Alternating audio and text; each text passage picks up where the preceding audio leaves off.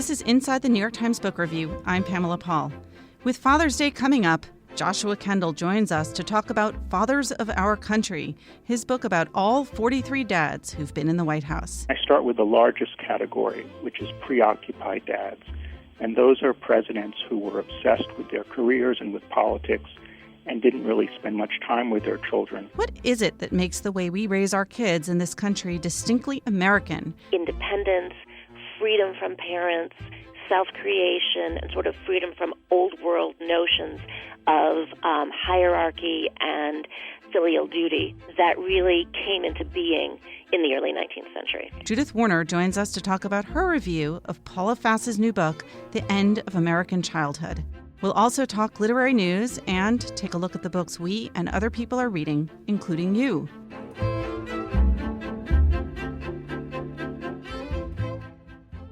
The New York Times wants to hear your thoughts on podcasts, this one and any others you listen to.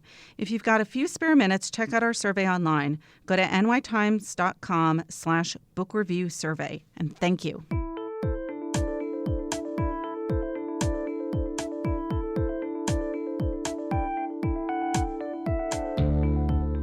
Joshua Kendall joins us now. His new book is called First Dads, Parenting and Politics from George Washington to Barack Obama. Josh, thank you for being here. It's a pleasure to be with you. So this is nicely timed for Father's Day, but I imagine you began it quite a while ago. What was the genesis of the book? My last book was America's Obsessives, in which I profiled 7 control freaks who became towering figures, starting with Thomas Jefferson and going through Steve Jobs.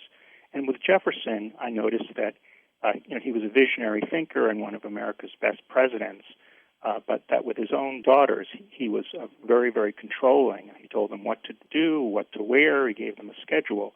And that kind of gave me a guiding question, which was, how does one lead a country and how does one lead a family? And I began to explore that with all the presidents. And were all the presidents, in fact, fathers? 38 had biological children and the other 5 adopted children. So you can really see fathering in all the presidents, including George Washington. George Washington had a couple of stepchildren. Martha was previously married and had children. And one of the reasons actually George Washington became our first president is that he had no biological children, and it was kind of safe in the 1780s because Americans were afraid of a monarchy. So he wasn't in danger of passing on the reins to his own children. That's so fascinating. Now, you could have taken the book and just gone straight from George Washington up to Barack Obama, but you don't organize the book that way. Why not? Yes, I felt that it would just be a little bit dry. It might come off as kind of a laundry list if I just went from one president to the next chronologically. So I grouped them by categories. And I start with the largest category, which is preoccupied dads. And those are presidents who were obsessed with their careers and with politics and didn't really spend much time with their children. The classic example is LBJ, who used to say, well, I think about politics only 18 hours a day. And then I came up with some other categories, nurturing dads or sweet dads, tiger dads, kind of modeled on Amy Chu as tiger moms, and then playful dads, like Teddy Roosevelt, who, after quitting work at 3 o'clock, would go up into the attic to play tag with his sons. I mean, it's kind of easy to understand why a president would be preoccupied with work under the circumstances and not have a lot of time for kids. Did you find that presidents worried about how it would come across if they were seen as active, involved fathers when they had other things to do? Yes, I guess that comes out a lot in the life of our current president, Barack Obama, who spends 5 nights a week having dinner with his kids. Obama is often criticized for not being more like LBJ, for not spending his evenings twisting arms. And I spoke to Susan Eisenhower, Ike's granddaughter, and she said, look, the presidency is like a combat zone, and maybe Obama needed to tell his girls, hey, for the next few years, I really can't be there for you. So, yes, when the fate of 300 million people are on one's shoulders, fathering does bring up lots of kind of gut-wrenching trade-offs. To what extent were fathers in an earlier era sort of scrutinized for their parenting? They really weren't so much. They were given a lot more slack. I mean, John Adams, our second president, was an absentee dad. He was away in Philadelphia at the convention, where he was writing the Declaration. And they really had a lot of slack. It seems like there's a double standard. Like Wendy Davis, who ran for governor in Texas, she was an absentee mom, and she went to Harvard to go to law school and left her kids for a couple of years, and she was attacked for abandoning her children. But historically, the dads haven't had to deal with that. That might be changing now as fatherhood changes, because in the 21st century, fathers are supposed to be much more hands-on.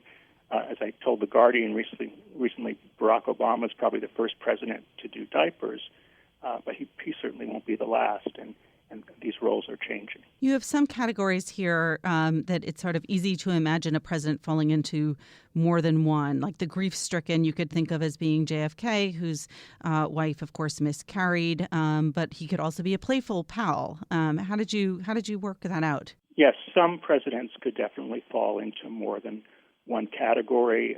Another example is George Herbert Walker Bush, who was a preoccupied dad. He was living in Houston when he was raising his family, but he often went back to Connecticut. And when he did so, he left George W. and Jeb and the other children with family friends. And Jeb once said, at least they didn't put us in a kennel. George Herbert Walker Bush was also a grieving dad. He lost Robin in the early 50s, and that's when Barbara Bush's hair turned white. He kept a portrait of Robin on his desk for decades. And JFK actually lost a son who lived about a day, a couple of months before he was assassinated. This loss kind of shook him up. Right after the loss, he goes into a supply room in Massachusetts General Hospital and cries his eyes out. And that actually brought him much closer to his wife in the last couple of months of his life. And there was a sense that he had a renewed commitment to his family at that time. Were there any presidents who really surprised you in terms of being very different as a father, from their sort of public image or how they came across as a president? Yes, I guess one of the big surprises was Franklin Roosevelt. Franklin Roosevelt was our longest-serving president, and when he died in 1945, many Americans felt as if they had lost a father. And he was really connected with the masses, and he got us through the Great Depression, and he got us through the Nazis, and got us through the Japanese. But as a dad, a totally different side of him came out. Remember, he gets polio in 1921, and the kind of needy side comes out, and his kids literally prop him up. At a lot of his major speeches, he's leaning on his eldest son, James. And with his children, rather than being a nurturing, protective father, with his children, he's almost like a son. His children are parentified, and they kind of take care of him. Both his children, who help him with his sons, who help him with his campaigns, and also Anna, his eldest child. She moves into the White House a couple of years before he dies, and she helps him at Yalta. So he really kind of leans on his children, while the rest of America leaned on him. And he was kind of a neglectful father. The kids had to make appointments to see FDR, and one of the sons was about to get married, made an appointment, and FDR, rather than listening to him, sticks a document in his face. He says to the son, I want your opinion on this. And the son is just humiliated, and he rushes out of the office and tells Eleanor, I'm never going to speak to him about anything serious again. So FDR was really a big surprise. Some of the presidents, of course, their role as fathers are well known. You think about Reagan and Patty Davis, but others, of course, are lesser known. And so I'd like to just kind of run through a few presidents we may not know much about their presidencies, never mind about their parenting. Let's start with, as one does, with Millard Fillmore. What kind of dad was he? I have a category, sort of double-dealing dads who betray their children. And Millard Fillmore got remarried, and he disowned his son, and he kind of betrayed his children. All right, now I'm tempted to just go into a little bit more of the double-dealing dads, because that sounds like a fun / interesting category. Who else was a double-dealing dad? One whom I profile in depth is John Tyler. John Tyler came into office as vice president in 1840, along with William Henry Harrison. And there's considerable circumstantial evidence that John Tyler had dozens of slave children. There's no DNA evidence, but I argue that Tyler research is kind of where Jefferson research was a generation ago, and that he had dozens of slave children, including a few whom he may have sold. There were newspaper reports in the 1840s about his selling of slave children, and I try to connect his double dealing with his family with his double dealing with the nation. There were 5 presidents alive at the beginning of the Civil War, and Tyler was the only one who sided with the South. And when he dies in 1862, Lincoln refuses to acknowledge his death. And there's a sense that he betrayed both his country and his children. Last question. Let's just talk quickly about one of the 2 presidencies that were father-son presidencies, or I guess I should say 4 presidencies, but John Quincy Adams, obviously the son of a former president and then a president himself. What was he like as a father, and was there an expectation that he would raise another president? Yes. John Adams was what I call a tiger dad, and he told John Quincy early in life, you're either going to be president or you're going to be a failure. John Quincy rose to the occasion. His brothers didn't do so well. They kind of self-destructed and became alcoholics. And John Quincy had the same expectation with his children. He names his first child George Washington Adams. And George Washington, that name shows the responsibility that he put on that son. Tragically, that son committed suicide. But John Quincy Adams was very tough. And a tiger dad can either kind of make a child or break a child. And John Quincy Adams did have a very successful son, Charles Francis Adams, who was the ambassador to Great Britain during the Civil War and was considered presidential timber in the 1870s. But George Washington Adams didn't make it. And John Quincy was so tough. George Washington, he had another son at Harvard, and the kid was about 30th in his class of 70. And John Quincy said, well, don't bother coming home for Christmas vacation. And then he kind of changes the goalpost. The son does better and is about 10th in his class. And then John Quincy says, unless you're in the top 5, I'm not going to come to graduation. So John Quincy was a lot like his father, maybe even tougher than John Adams. All right, let's not end on that gloomy note. If there is any president who you really admired as a father, who would you say? So I end the book on an up note with the sweet dads, and those were Rutherford B. Hayes, Harry Truman, and Barack Obama. And there are also a few others. George Washington was a sweet dad. But Harry Truman was just so nurturing to his daughter, Margaret. She describes herself as a total daddy's girl. In the 1940s, Margaret wants to become a singer, and her mother, Beth, says, well, none of this career stuff. It's time for you to get married and start a family. And Harry is just so understanding. He says, well, if she wants to become a warbler, let's let her become a warbler.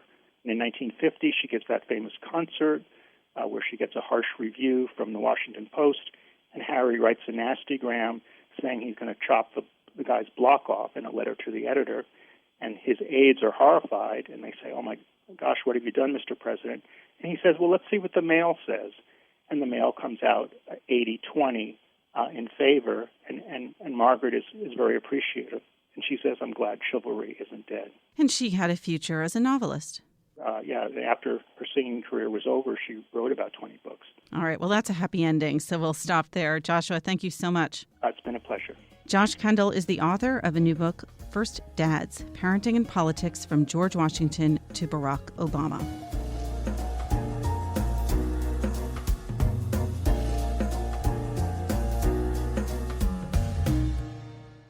Want to be part of a future podcast about the books of summer? We're asking to hear about a formative summer book from your past. Send us a voice memo telling us about a book you read during the summer. How old were you when you read it? Where were you? How did the book affect you? Keep your story to 30 seconds or less, and make sure to tell us your full name, where you live, and the book's title and author. Then email it to us at podcasts@nytimes.com. And thanks to everyone who've already sent in their voice memos. No one else was in the room where it happened, the room where it happened, the room where it happened. No one one else was in the room where it happened, the room where it happened, the room where it happened. No one really knows how the game is played, the art of the trade, how the sausage gets made. We just assume that it happens, but no one else is in the room where it happens. Alexandra Alter joins us now to talk about books. Hi, Alexandra. Hi, Pamela. We're not really going to talk about books. We're going to talk about musicals. Musicals. I've never seen a musical drive book sales the way that Hamilton is driving book sales. It's usually a movie, a TV show. This seems kind of unprecedented. It's not only the book that's adapted from the musical itself, which is called Hamilton the Revolution. That book has sold more than 100,000 copies in just 2 months, which is really kind of insane for a book that's about a musical. Can we say one more thing that you, I think, tweeted out earlier this week that I loved, which is in a story that's in the Arts and Leisure section this Sunday about the sort of economics of Hamilton. There's one little note there that Ron Chernow, author of the book on which Hamilton was based, makes $900,000 a year in royalties. Isn't that astonishing? From the musical, he gets 1% of the gross of the musical, and that, because this is such a behemoth, turns out to be $900,000 a year. He's the historical consultant on the musical. And his own book, of course, has benefited tremendously from being adapted into a musical. It spent 33 weeks on the paperback bestseller list. There's a little logo on the new paperback copy that says the book that inspired the hit Broadway musical. But it doesn't stop with Ron Chernow's biography. There are more authors jumping on this bag. Coloring book? Coloring book, I haven't seen yet, but I'm sure if we Googled it right now, we would find it. The other books that are coming up this summer and fall include Elizabeth Cobb's historical novel, The Hamilton Affair, which is due out this August. And the demand is so strong for that, again, based on the musical, that her publisher has increased the first printing to 75,000 copies. They were planning on doing 10,000 or 20,000, something sort of mid-level, but booksellers are really ordering a ton of copies of this already. And the novel is about the true love story between Hamilton and his wife, Elizabeth. There are cameos by George Washington, Thomas Jefferson, John Adams, and, of course, Aaron Burr. All right, let's pause for 1 second and just listen to a little bit of musical love between Elizabeth and Alexander. How long have you known? A month or so. Eliza, you should have told me. I wrote to the general a month ago. No. I begged him to send you home. You should have told me. I'm not sorry. I knew you'd fight until the war was War's won. not done. But you deserve a chance to meet your son. Look around at how lucky we are to be alive right now. Will you relish being a poor man's wife, unable to provide for your life? I relish being your wife. Any excuse to listen to the Hamilton soundtrack. Do go on, Alexander. The novel is coming out in August, and it's already getting some good reviews. Kirkus Reviews said that, quote, although it's entered a crowded field of biographies, fictional or not, of various founding fathers, Cobb's meticulous account holds its own, even without catchy tunes. And so beyond the novel, there's another book coming out in the fall from Three Rivers Press, and it's called Alexander Hamilton's Guide to Life. I'm surprised that nobody thought to write this book earlier. It's a Ben Franklin wrote one, so... Right? Exactly. No, that's a good point. This is a more contemporary kind of self-help book, which is by the author Jeff Wilzer. And according to the catalog copy, it is, quote, a success guide based on the life of the founding father who mastered the arts of wealth, wit, and women, and then inspired a hit Broadway musical. That should be the last line of everyone's biography. Exactly. Oh, and just so the kids don't feel left out, there's also a middle grade book. It's called Alexander Hamilton, Revolutionary. It's by Martha Brockenbrough, and it's an unconventional biography with original illustrations and archival material, which will look at the role of Hamilton as a founding father in shaping the government and the finances of the United States. But where's the Minecraft Hamilton book? There needs to be a Minecraft, absolutely. And as you said, a coloring book. If that doesn't exist, I'm going to go invent one right after we're done with this. And Amanda Vale is working on a book about the Schuyler sisters, although it's not quite written yet, but I imagine they'll rush that very quickly to bookstores. I'm sure they will. All right. Thanks, Alexandra. Thanks for having me.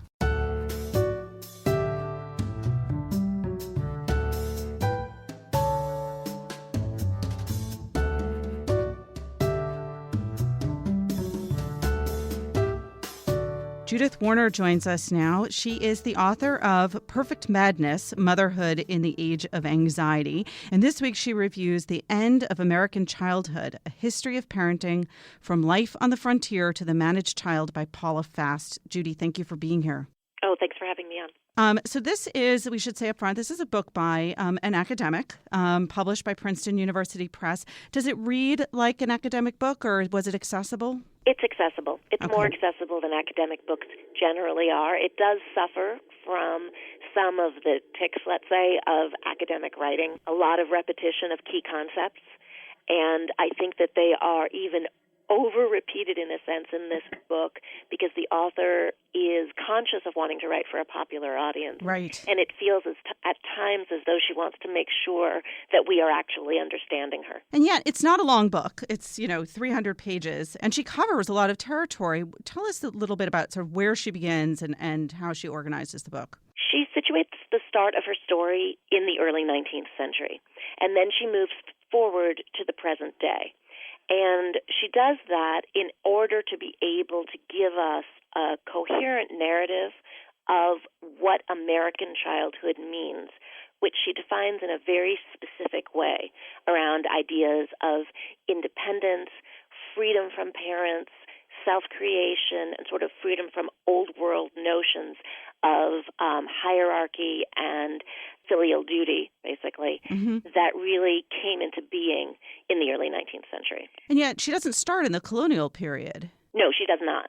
I think because it gives this kind of coherence to her narrative to start a little bit later. Although certainly the sorts of things that she's writing about really started in the colonial period. So what made American parenting different from the old world way of doing it?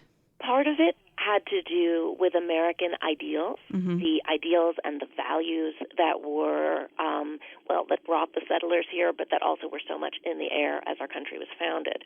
Overthrowing authority, lack of blind authority, throwing off primogeniture and entail, and in that sense being able to sort of form your own destiny and follow your own path, at least for white men. Yeah. So there was a conscious effort to not simply show a fealty to traditional ideals of hierarchy. There was also a great deal more of a kind of relaxed atmosphere in the home. It was something that was remarked upon by de Tocqueville when he wrote Democracy in America. It was repeatedly remarked upon by other European visitors to the U.S. On the positive side, that American homes seemed a lot more affectionate, that you had these bonds of affection rather than loyalty, hierarchy, etc., authority, fear. But on the downside, and this is always sort of amusing, European visitors considered American children to be very rude and not to know their place. And of course, we see that still today. But it's funny that, we look back, often parents today, and think, it used to be done so much better. And back in the day, kids were more obedient and parents were stricter and the rules were more carefully delineated. And yet you're saying that people came from Europe in the 19th century and looked and said that these kids were kind of running amok. Absolutely. And the kids were speaking their minds, not knowing their place, over-empowered. Up to a point. I mean, there was also mixed in, I think, a certain begrudging admiration for the fact that the kids were kind of carrying their weight in the family, and also that you saw these new relationships that were based on affection, which did tie into ideals that had carried forward from the Enlightenment about how family life might evolve. How does she deal with just the heterogeneity of American childhood, even in the 19th century?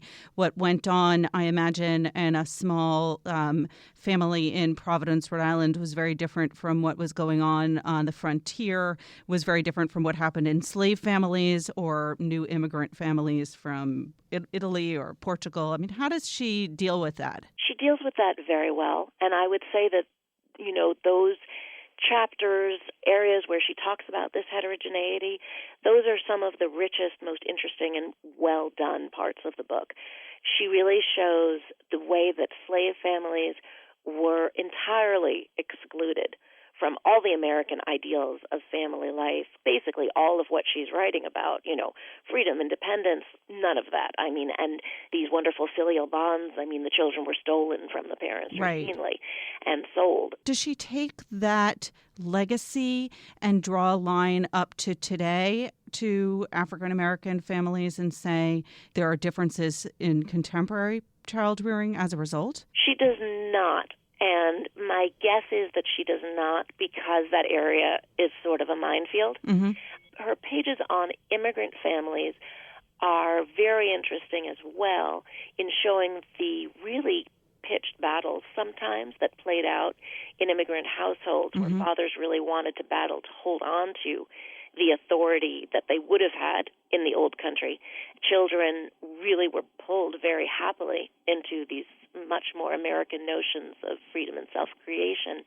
And, of course, you had fathers who were already feeling weak and undermined by the fact that they were in a country where they didn't speak the language or didn't speak it well, where they had very tenuous employment, etc. And she doesn't carry that forward into the present day as well as she might either, in terms of talking about immigrant families. She talks a fair bit about Amy Chua at one point and, the Tiger Mother book, but there was a lot of pushback to that book in talking about a kind of broader range of experience, let's say, in Asian American immigrant families, and that is missing. And you raise a very good point.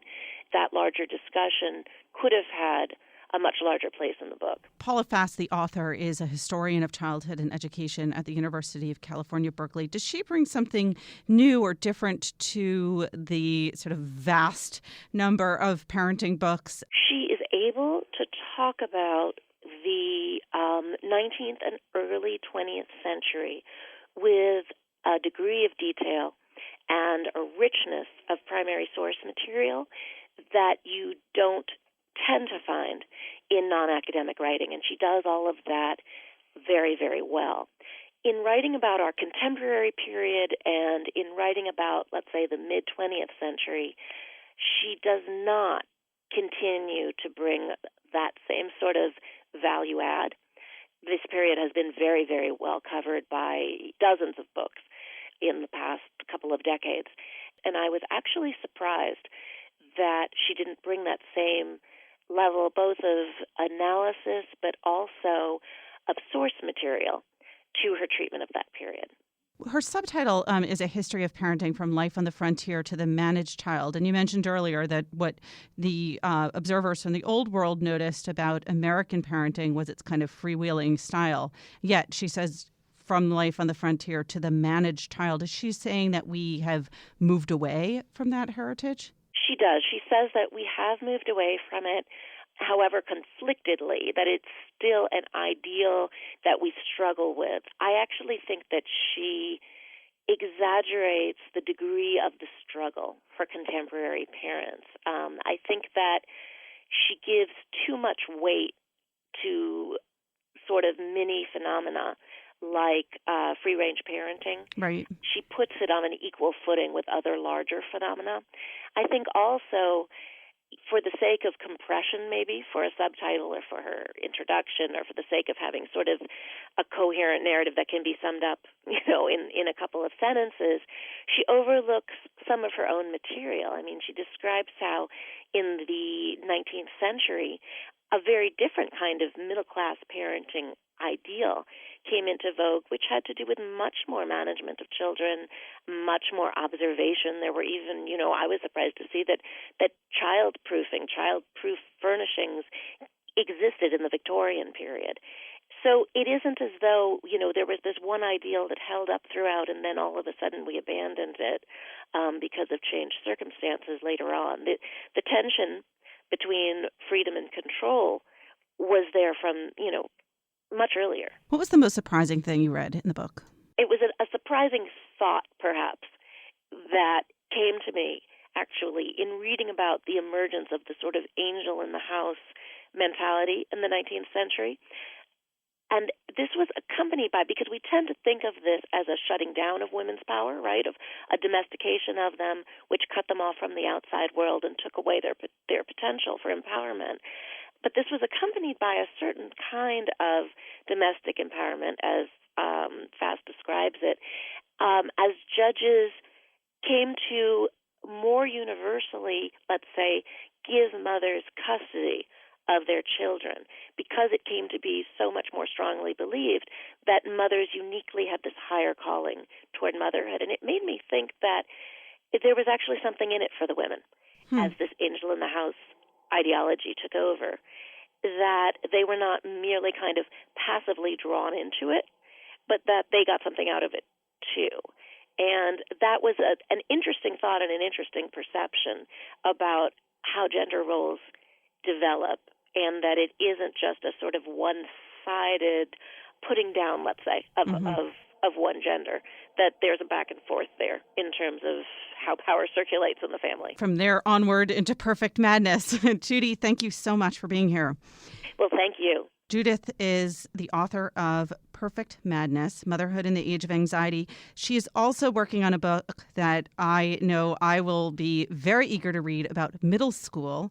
And this week she reviews in the book review The End of American Childhood, A History of Parenting from Life on the Frontier to the Managed Child by Paula Faust. Judy, thank you again. Thank you.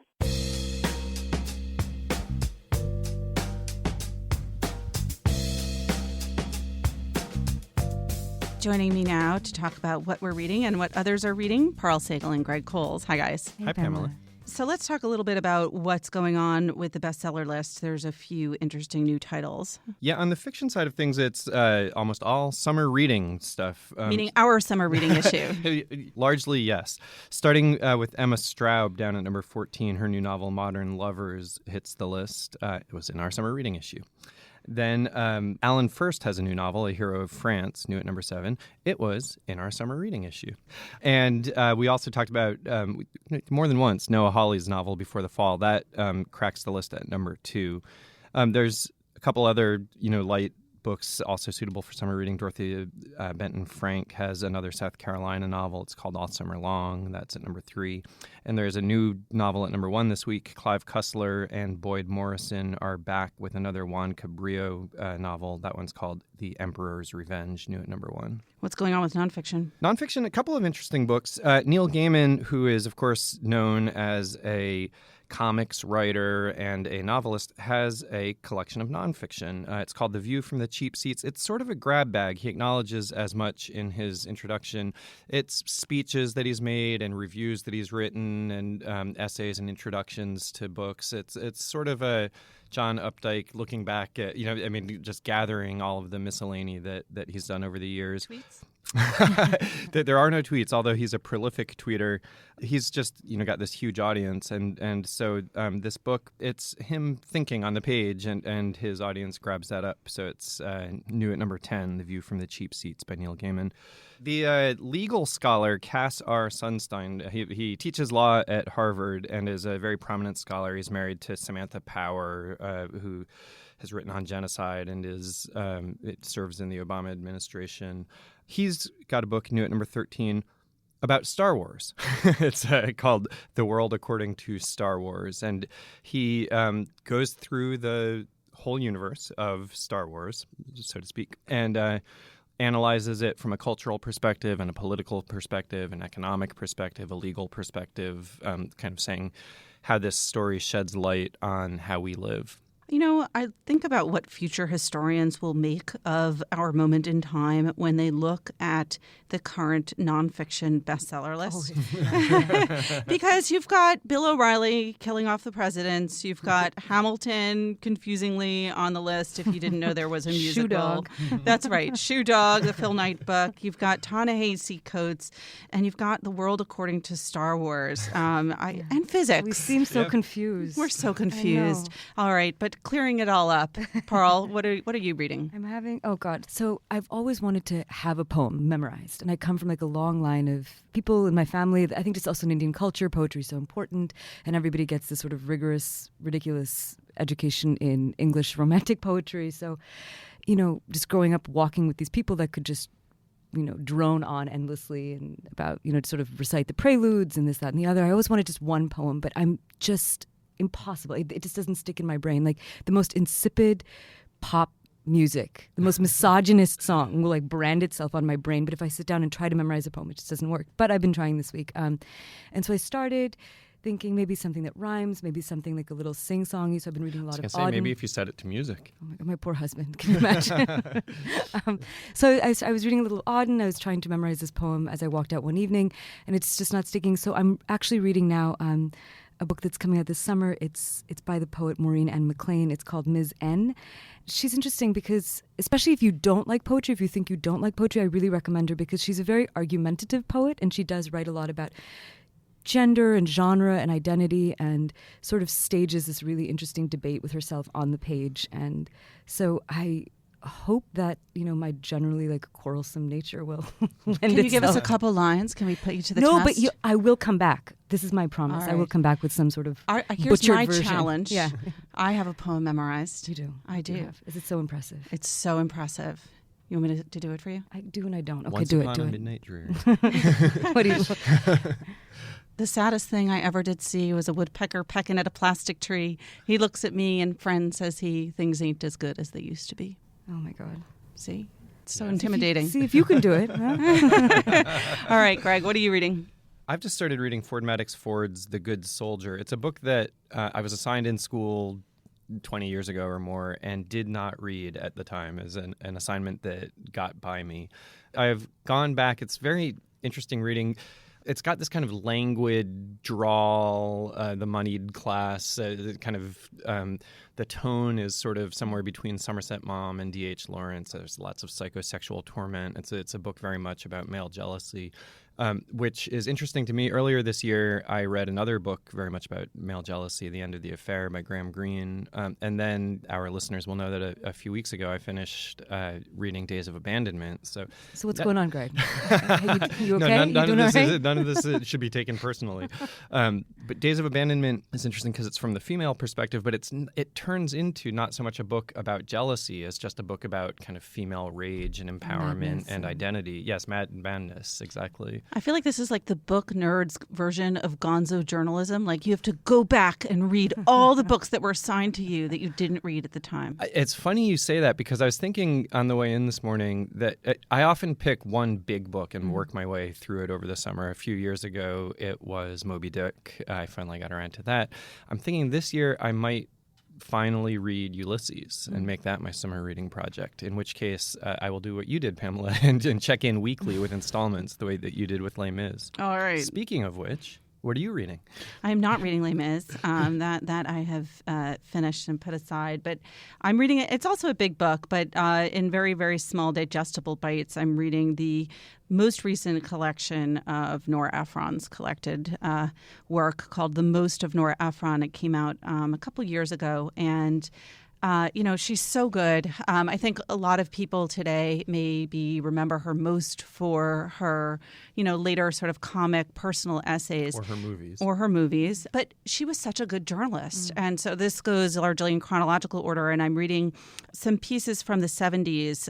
She went in one of them to talk to reporters at the Dallas Morning News in 1976 who were still on the JFK assassination beat and looking into all the conspiracy theories at the time. And then the one I was just reading last night was about, it's called The Boston Photographs. And it's about these photographs that were taken of a woman and a small child falling from a fire in Boston. And because of the improved camera technology, they could take these photos very, very quickly in a way that they hadn't been able to before.